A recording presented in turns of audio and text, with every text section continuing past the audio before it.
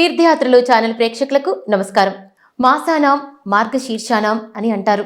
మాసాల్లోకెల్లా ఆ శ్రీ మహావిష్ణువుకి మార్గశీర్ష మాసం అంటే ఎంతో ప్రీతికరమైనటువంటి మాసం. ఆ మార్గశీర్ష మాసంలో ప్రతి సంవత్సరం డిసెంబర్ 16వ తేదీ నుండి జనవరి 14వ తేదీ వరకు మనం ధనుర్మాసంగా జరుపుకుంటూ ఉంటాము. ధనుర్మాసంలో గోదాదేవిని ప్రార్థించుకుంటూ ఉంటాము. చాలామంది గోదాదేవి వ్రతాన్ని ఆచరిస్తూ ఉంటారు.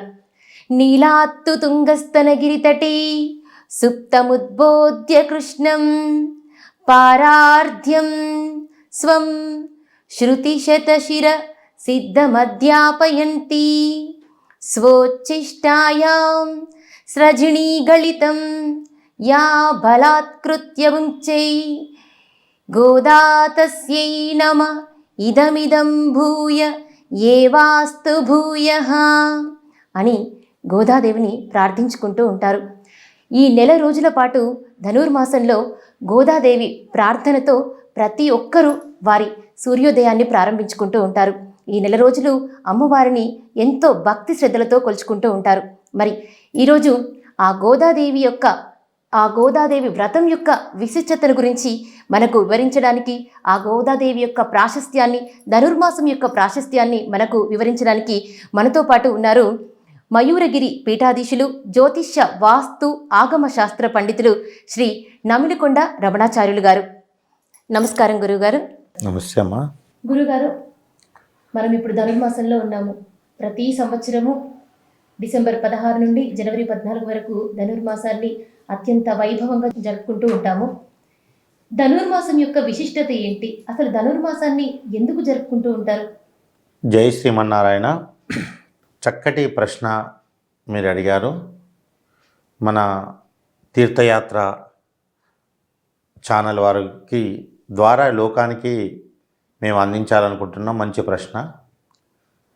ఈ విషయమే పూర్వకాలంలో వైకుంఠాధిపతి అయినటువంటి శ్రీమన్నారాయణుడు ఒకరోజు చాలా బాధపడుతుంటాడట.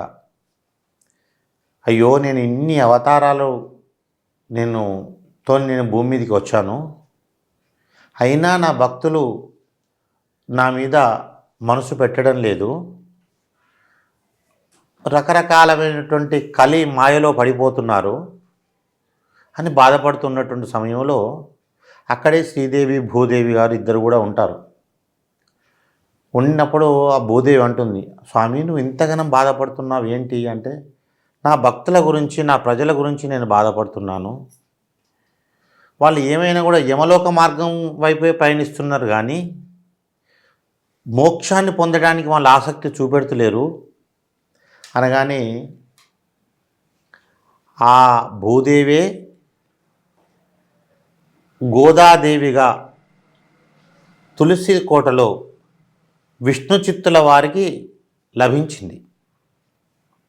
లభించి భగవంతుణ్ణి ఎలా పొందాలో 30 పాశ్రాలలో ఆమె పాడి, అదేవిధంగా ఆచరణ ఎట్లా చేయాలి, దాని పద్ధతిని ఎలా పాటించాలి, మన సాంప్రదాయం ఏంటి, అర్థమేంటి, అంతరార్థమేంటి, పరమార్థమేంటి, ఆ 30 పాటలలో ఒకటి అర్థం, రెండవది అంతరార్థం, మూడవది పరమార్థం తో పాటుగా ఆమె 30 పాశ్రాలలో చాలా చక్కగా చెప్పింది. ఎలాంటి నియమాలు పాటించాలి, ఎలా ఆచరించాలి, తోటి వాళ్ళతో ఎలా ఉండాలి, భగవంతుణ్ణి పొందాలంటే మనం ఎలా ఉండాలి, రాబోయే కలియుగంలో కూడా, అంటే అప్పుడు ఆచరించింది కదా గోదాదేవి, వచ్చేది కలియుగం కదా, ఆ కలియుగంలో కూడా మానవులు సుఖ సంతోషంగా సకల సంపదలతో ఉంటూ భగవంతుణ్ణి ఎలా పొందాలో, ఎలా ఆచరించాలో చెప్పింది ఆనాడే ఆ గోదాదేవి. కాబట్టి అందుకే మన పెద్దలు ఏమంటారు కదంటే, సంక్రాంతి నిలబెట్టారు అంటారు. సంక్రాంతి నిలబెట్టిన తర్వాత అంటే, సంక్రాంతి నిలబెట్టడం అంటే ధనుర్మాసం ప్రారంభమైంది అని అర్థం. ఆ తర్వాత ముహూర్తాలు ఉండయా? జ్యోతిష్ శాస్త్రం ప్రకారం అంటే ముహూర్తాలు ఉంటాయి.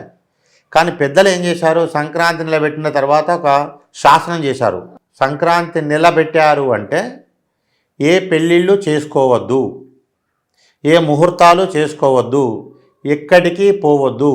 పొద్దున లేవగానే తలంటు స్నానం చేసుకొని గుడికి వెళ్ళాలి, భగవంతుణ్ణి ప్రార్థించాలి, తీర్థప్రసాదాలు స్వీకరించాలి, భగవంతుణ్ణి గుణానుభవం చేసుకోవాలి.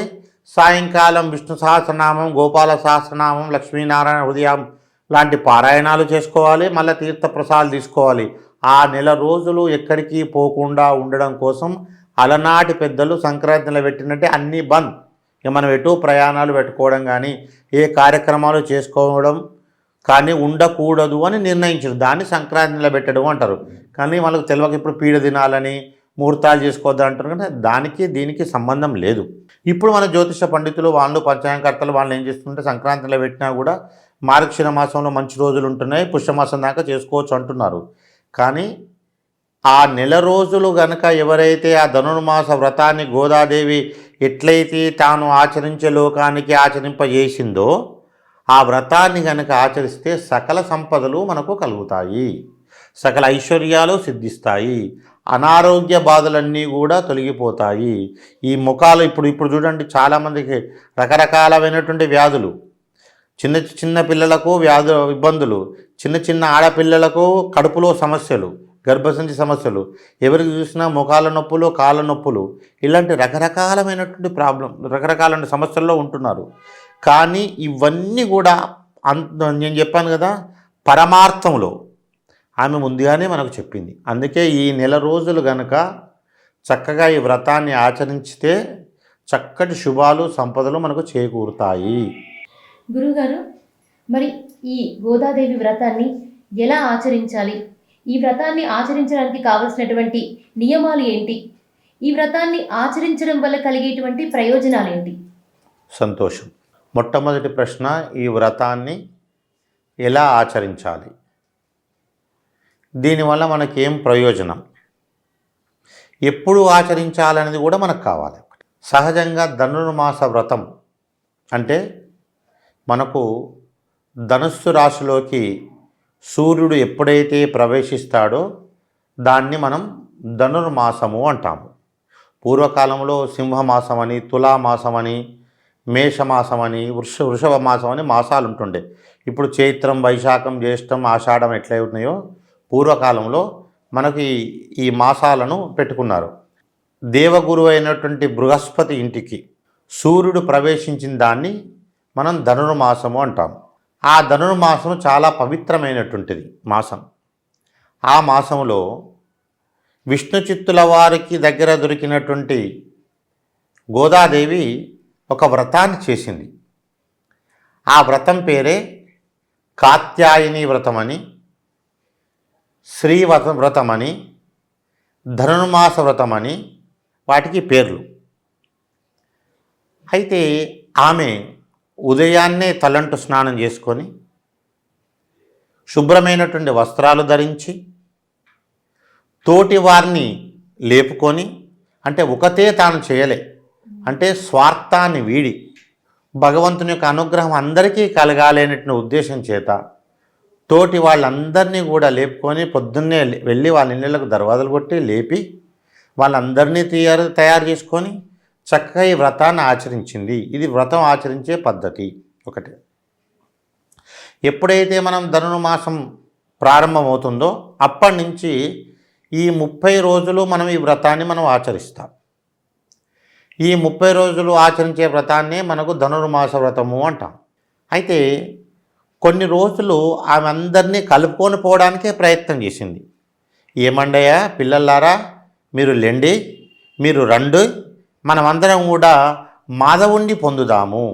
అంటే ఇక్కడ కార్తీక మాసంలో దామోదరుడు అంటారు శ్రీ విష్ణును మూర్తిని.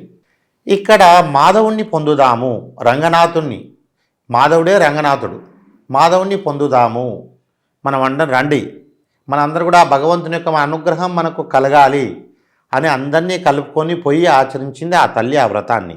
ఇక ఈ వ్రతం ఎందుకు ఆచరించాలి అని మీరు అడిగారు.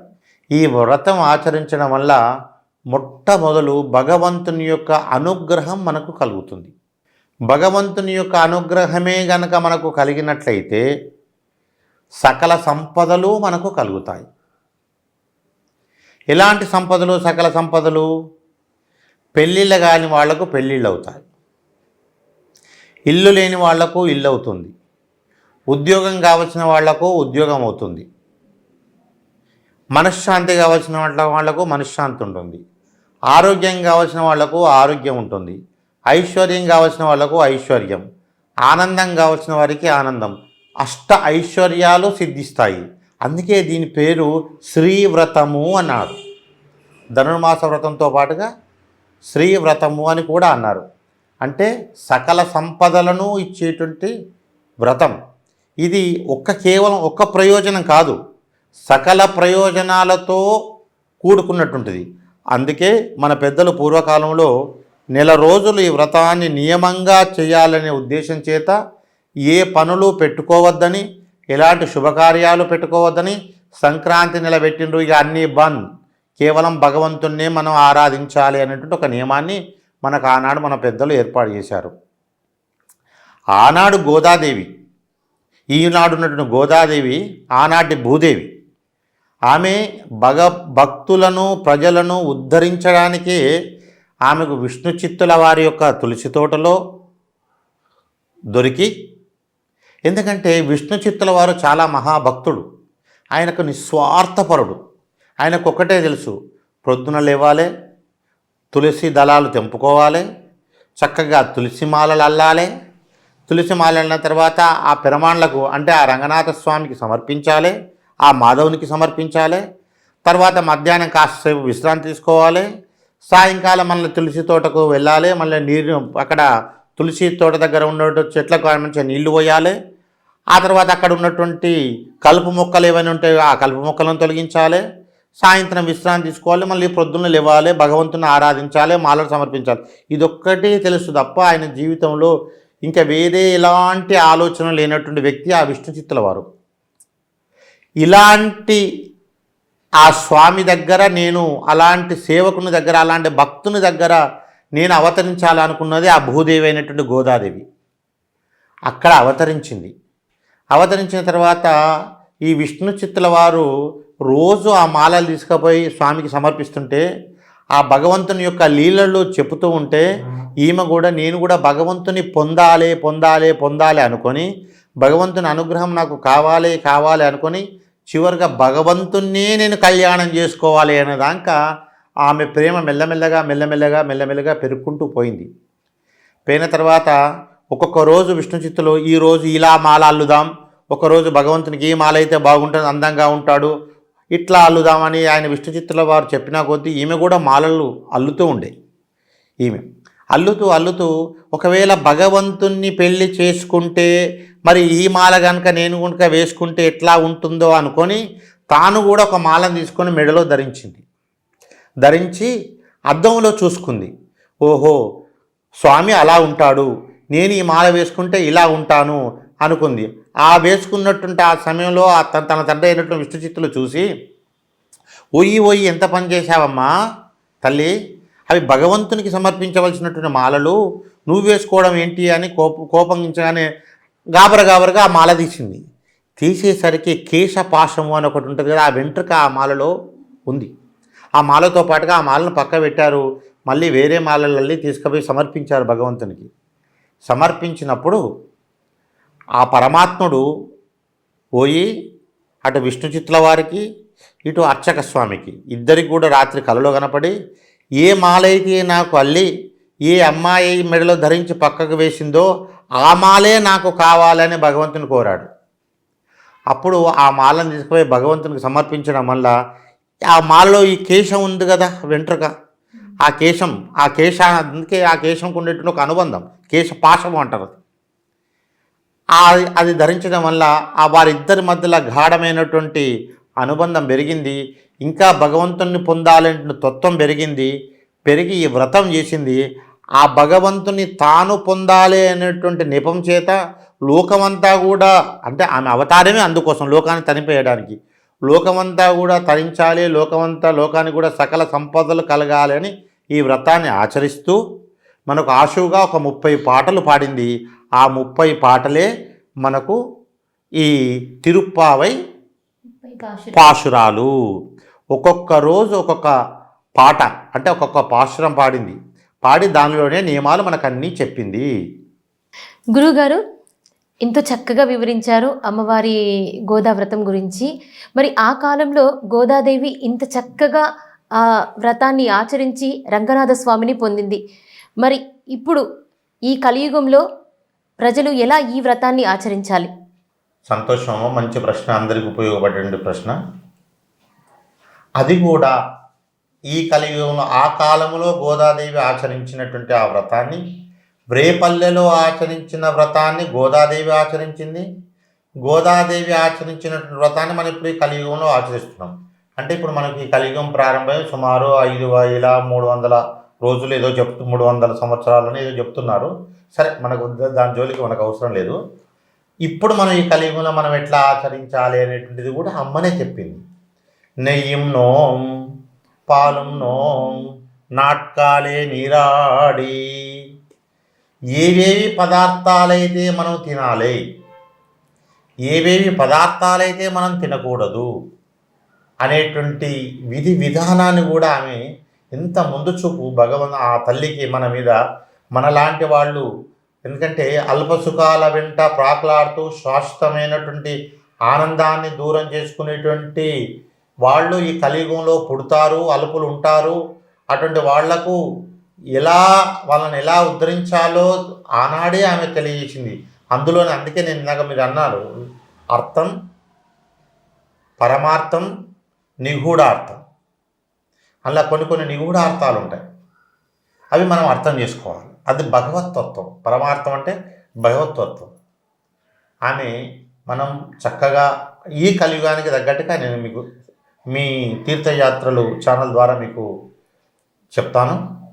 చక్కగా తలంటు పొద్దున లేచి ఇల్లంతా శుభ్రం చేసుకొని తలంటు స్నానం చేసి గోదాదేవికి చక్కగా రంగనాథ స్వామికి, కృష్ణ పరమాత్మునికి, మాధవునికి చక్కగా అభిషేకం చేసుకొని అర్ఘ్యపాద్యాలు ఇచ్చి 30 పాశురాలను మనం చదువుకొని గోదాదేవి అష్టోత్తరం, శ్రీకృష్ణ పరమాత్ముని యొక్క అష్టోత్తరాన్ని మనం చేసి పొంగలి నైవేద్యం. ఈ పొంగలి నైవేద్యాలు రకరకాల వ్యక్తులు రకరకాలుగా చెప్తున్నారు.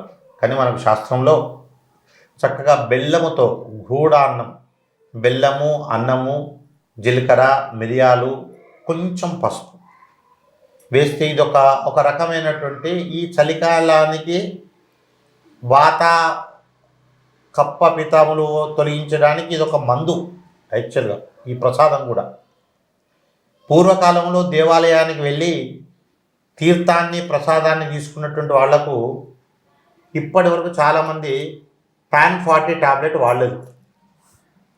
PAN DSR కానీ ప్యాంటాసిడ్ ఎల్ కానీ ఎవరు వాడలేదు. ఎందుకంటే గుళ్ళకి వెళ్ళి మనం తీర్థం కనుక తీసుకుంటే అందులో లవంగము, యాలక్కాయ, జాజికాయ, జాపత్రి, వాటన్ని పచ్చకర్పూరంతో కలిపి, తులసి దళంతో కలిపి తీర్థం ఉంటుంది. ఆ తర్వాత వెంటనే తీర్థం పెట్టిన తర్వాత షటారు పెడతారు. షటారు పెట్టిన తర్వాత పెరుగు, మిరియాలు, మిరపకాయలు, ఆ తర్వాత నెయ్యితో వేసి పోనికి పెట్టినటువంటి దద్యోదనము అంటారు.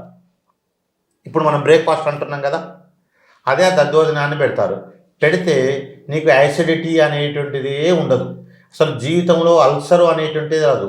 ప్రొద్దున గుడికి వెళ్ళి తీర్థం ప్రసాదం కనుక తీసుకున్నటువంటి వాళ్ళకు జీవితంలో ఎట్టి పరిస్థితుల్లో అల్సర్ అనేటువంటిది రానే రాదు. PAN 40తోని, PAN DSRతోని, ప్యాంటాసిడల్తోని అసలు పనే లేదు. ఒకటి, సాయంకాలం ఎవరైతే మనకు భజన చేస్తుంటారో గుడికి వెళ్ళి భజన చేయడం వల్ల 2 చేతులు ఇట్లా మనకు ప్రెస్ అవుతుంటాయి. ఆ ప్రెస్ అవ్వడం వల్ల చక్కగా భజన చేయడం వల్ల వాళ్ళకి ఏంటంటే ఈ యొక్క ఊపిరితిత్తుల బాధ, ఆ తర్వాత బ్లడ్ సర్క్యులేషన్ సాఫ్ట్గా ఉంటుంది. అన్ని విధాలుగా ఆరోగ్యంగా ఉంటారు. ఇప్పుడు మనం ఏం చేస్తున్నాము, కూడా డాక్టర్ దగ్గరికి పోయి 250 రూపాయలు పెట్టుకొని మనకు ఇదంతా ఇట్లా మనం అన్నీ యాక్యుపెంచర్ లాంటి ఏదన్నా మసాజ్ చేయించుకోవడమో, మసాజులు చేయించుకుంటున్నాం. కానీ ఈ తత్వాన్ని గోదాదేవి చెప్పింది మనకు. ఓయి పిల్లలారా, మీరు పొద్దున లెండి, ఆలయానికి పోదాం పదండి, మనం వెళ్ళి చక్కగా ఇలాంటి ప్రసాదాన్ని తయారు చేసుకుందాం, ఇలాంటి తీర్థాన్ని మనం తీసుకుందాం అని ఆ స్వామికి అర్చన చేయడం, 30 పాసురాలు పాడడం, గోదా అష్టోత్తరాన్ని, కృష్ణ అష్టోత్తరాన్ని చేసుకోవడం, నైవేద్యాన్ని సమర్పించడం, అమ్మకు తల్లి స్వామికి మంగళం పాడడం, మంగళం పాడిన తర్వాత అందరు వచ్చినటువంటి మన తోటి వాళ్ళందరికీ కూడా తీర్థాన్ని ప్రసాదాన్ని పెట్టడం, తీసుకుని ఆ మొదటి ఉదయం పూట పూర్తవుతుంది. సాయంకాలం పూట అందరూ ఒక చోట కూర్చొని ఆ మాధవుని కీర్తిస్తూ భజనలు చేస్తూ సామూహిక విష్ణు సహస్రనామ పారాయణాలు కనుక చేసినట్లయితే ఉంటే మనకు చక్కటి ఫలితం కలుగుతుంది. ఇది కలియుగంలో సింపుల్గా చేసుకునేటువంటిది. మొదట్లో అర్చన, ఆరాధన, ప్రసాద నివేదనం, సాయంకాలం సామూహికంగా భజనలు, విష్ణు సహస్రనామ పారాయణం. ఆ గోదాదేవి పాడినటువంటి పాటకు సాయంత్రం కొంచెం అర్థం తెలుసుకుంటే మనకు తెలుసుకొని హాయిగా ఆ రోజు ప్రసాదం తీసుకొని నిద్రపోయి ఆ రోజు రాత్రి ఓహో గోదాదేవి ఇలా చేసిందట అని ఒకసారి మనన చేసుకుంటే మనకు శుభం కలుగుతుంది. అదే దాని ద్వారానే మనకు భగవంతుని యొక్క పరిపూర్ణమైనటువంటి అనుగ్రహం మనకు కలుగుతుంది. కలియుగంలో చేయవలసింది కలవు నామ సంకీర్తన అన్నారు, అంతే. కలియుగంలో పెద్ద యజ్ఞాలు, యాగాలు, పూజలు, హోమాలు ఇవన్నీ ఏం పెద్ద అవసరం లేదు. కలియుగంలో నామ సంకీర్తన, అమ్మ యొక్క గుణగణాలు, స్వామి యొక్క గుణగణాలు పలుకుతూ 4 భజనలు చేసి చక్కగా వారికి అష్టోత్తరము, పూజ ధూపదీప నైవేద్యాలు సమర్పించి ఆ ప్రసాదం తీసుకుంటే చాలు, జన్మ జన్మాంతరాల పాపం పోతుంది. అంతేకాకుండా ఈ ధనుర్మాసంలో, ఈ కలియుగంలో చాలామందికి రకరకాలమైనటువంటి జ్యోతిష పండితులు ఏదో చెప్తారు. కుజ దోషమని, పెళ్ళిళ్ళు అవుతలేదని, కాలసర్ప దోషమని, పితృదోషాలని రకరకాలు చెప్తారు. ఆ దోషాలన్నీ కూడా ధనుర్మాస వ్రతాన్ని ఆచరించిన వాళ్ళకి ఆ దోషాలన్నీ కూడా తొలగిపోతాయి. అసలు వైధవ్యము అనేటువంటిది దగ్గరికి రాదు ధనుర్మాస వ్రతాన్ని ఆచరించినటువంటి వాళ్ళు. బాలికలు ఎవరైతే ధనుర్మాస వ్రతాన్ని ఆచరిస్తారో శీఘ్రంగా మంచి, అంటే భగవత్ స్వరూపం, భగవంతుడు అంటే ఎవరు? అదృష్టవంతుడు. భగవంతుడు ఎవరు? అదృష్టవంతుడు. అదృష్టవంతుడైన భర్తను పొందుతారు. దరిద్ర బాధలన్నీ తొలగిపోతాయి. అశాంతి అంతా తొలగిపోతుంది. అనారోగ్య బాధలన్నీ కూడా తొలగిపోతాయి. సకల సంపదలు కలుగుతాయి. అందుకే ఆనాటిది ఈనాటిది కాదు, అనాది అన్నారు. అనాది నిధనం విష్ణు, అనాది, ఆనాటిది సంక్రాంతి నిలబెట్టారు అంటారు. దాన్నే కొంచెం అప్పుడు పూర్వకాలంలో పల్లెటూరు కాబట్టి సంక్రాంతి నిలబెట్టారు అన్నారు. కొంచెం చదువుకున్న వాళ్ళు ధనుర్మాస వ్రతము అన్నారు. కొంతమంది శ్రీ వ్రతం అన్నారు. కొంతమంది కాత్యాయని వ్రతం అన్నారు. ఇంకొంతమంది ఇంకో వ్రతము అన్నారు, గోదా వ్రతము అన్నారు.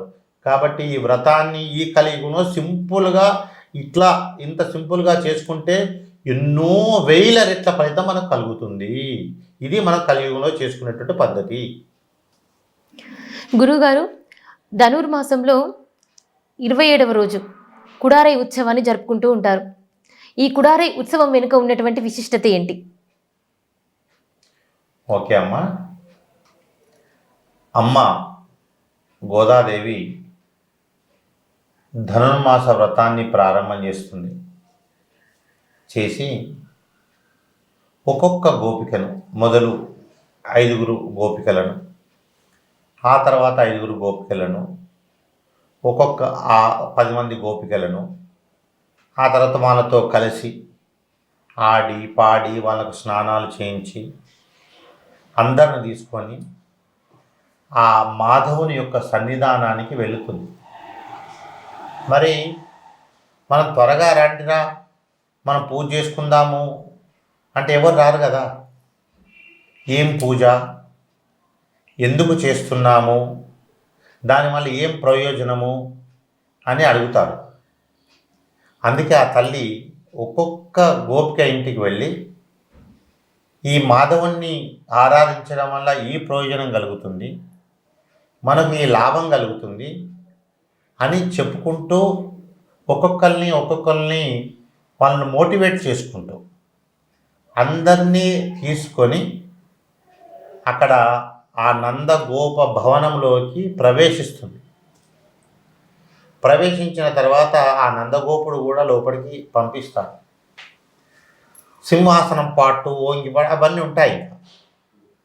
అవన్నీ పోయిన తర్వాత ఆ భగవంతుడు పవలింపు సేవలో ఉన్నటువంటి ఆ రంగనాథుడు, ఆ కృష్ణ పరమాత్ముడు కూడా, ఆ మాధవుడు కూడా లేచి కూర్చుంటాడు. ఓహో, నా కోసం గోపికలు వచ్చారా, వీళ్ళంతా కూడా వచ్చారా అనుకుంటాడు. మరి వీళ్లకు రకరకాలమైనటువంటి పరీక్షలు కూడా పెడతాడు ఆ భగవంతుడు. అంటే పరిపక్వత కలిగిందా కలగలేదా, మిడిమిడి జ్ఞానంతోనున్నారా అని ఆ భగవంతుడు చిన్నగా చిన్న చిన్న పరీక్షలు కూడా పెడతారు. మనం కూడా ఒకటో తరగతి, రెండో తరగతి, మూడో తరగతి పరీక్షలు రాస్తుంటాం. ఆ పరీక్షలు రాస్తానే పై తరగతులకు వెళ్తాం. అట్లనే భగవంతుడు పెట్టినటువంటి ఆ పరీక్షలు అనుకోవద్దు, మనం దాన్ని కఠినం అనుకోవద్దు. ఆ పరీక్షలు పాస్ అయితేనే మనం ఇంకొక మెట్టు పైకి వెళ్తాం. అలాంటి పరీక్షలన్నీ ఈ గోదావ్రతం చేసినటువంటి వాళ్ళందరూ కూడా పాస్ అవుతారు.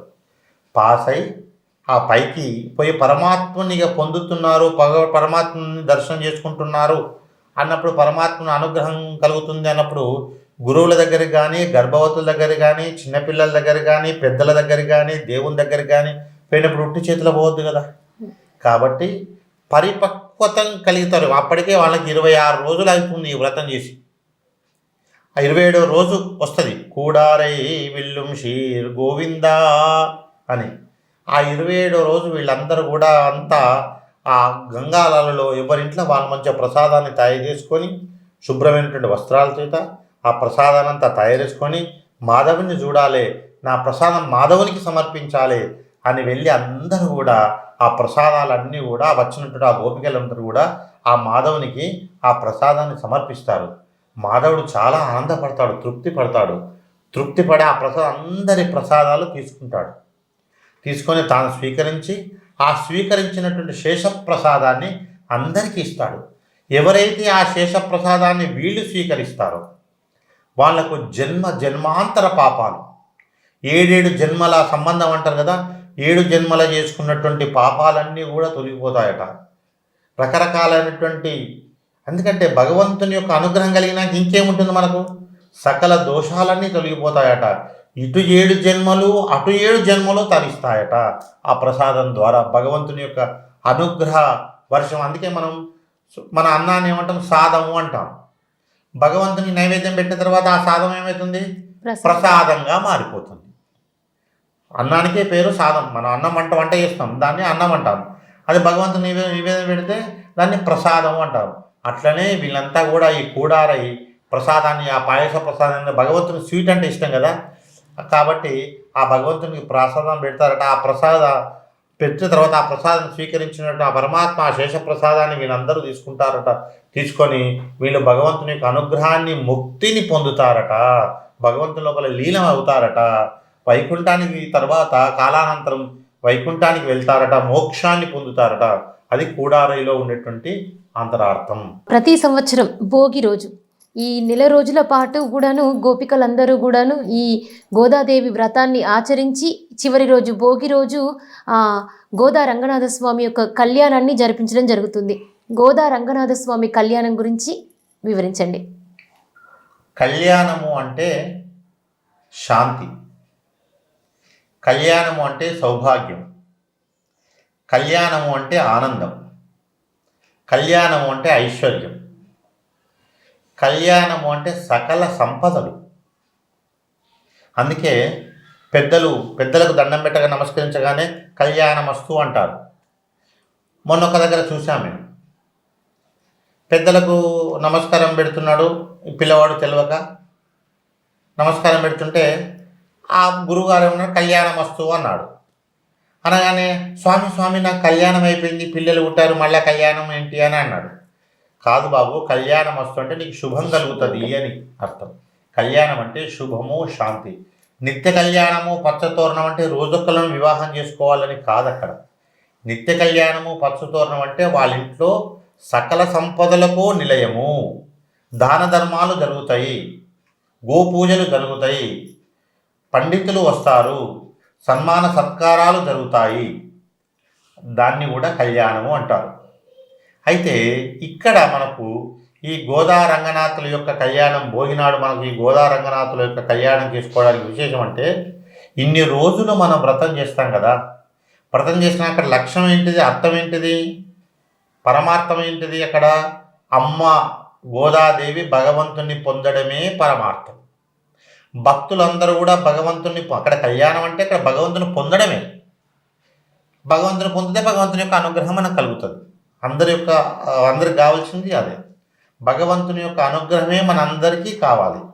కాబట్టి ఆ కళ్యాణం జరపడం వల్ల మనకు శాంతి, ఈ కలియుగంలో ఉన్నటువంటి వాళ్లకు సౌభాగ్యం, అదేవిధంగా కోరుకున్నటువంటి కోరికలు తీరడం, ఎలాంటి దాంపత్యాలలో ఎలాంటి విభేదాలు లేకుండా ఉండడం, భార్యాభర్తల మధ్యలో ఈర్ష్యా ద్వేషాలు లేకుండా ఉండడం, అన్యోన్యమైనటువంటి దాంపత్యం కలగడం, అదేవిధంగా అన్యోన్యమైన దాంపత్యం ద్వారా సమాజానికి సత్సంతానం కలగడం.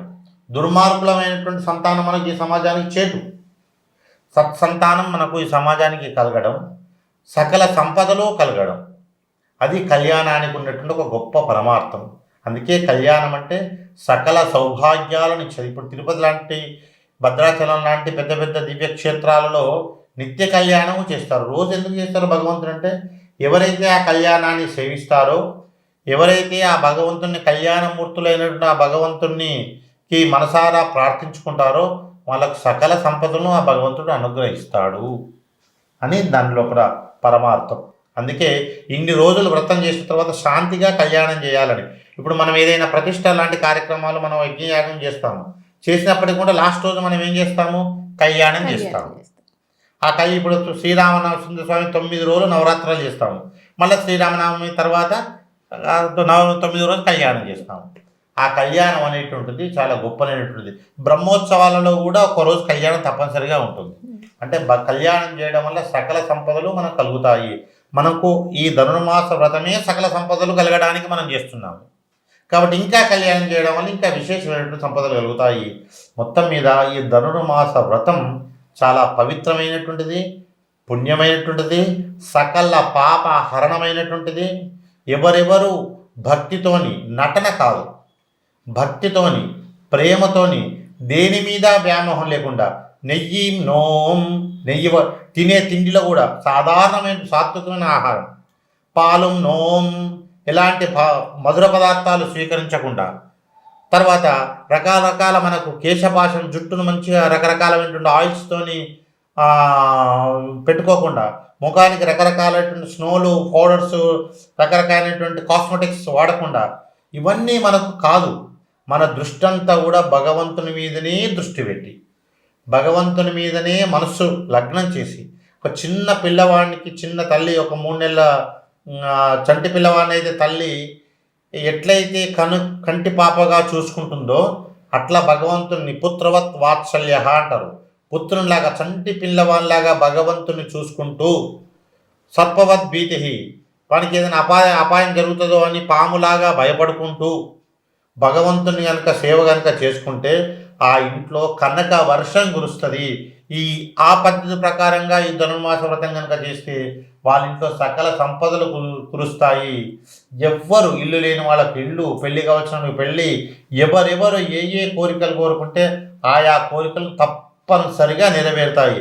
మేము కూడా మా అనుభవంలో ఒక 30 సంవత్సరాల నుంచి మా పెద్దలు ఆచరించారు, మా తాతలు ఆచరించారు. ఆ తర్వాత నేను కూడా ఒక 30 సంవత్సరాల నుంచి మా ఆధ్వర్యంలో జరుగుతుంది ధనుర్మాస వ్రతం. కానీ ఈ 30 సంవత్సరం చూస్తున్నాము, ఇల్లు లేనటువంటి వాళ్ళు ఇల్లు, పెళ్లి కానటువంటి వాళ్లకు పెళ్ళిళ్ళు, మనుమలు దాకా వచ్చారు, సకల సంపదలు కలిగాయి. అది ప్రత్యక్ష సాక్ష్యం. అమ్మవారి అనుగ్రహం, అయ్యవారి అనుగ్రహం తప్పకుండా అందరి మీద ఉంటుంది.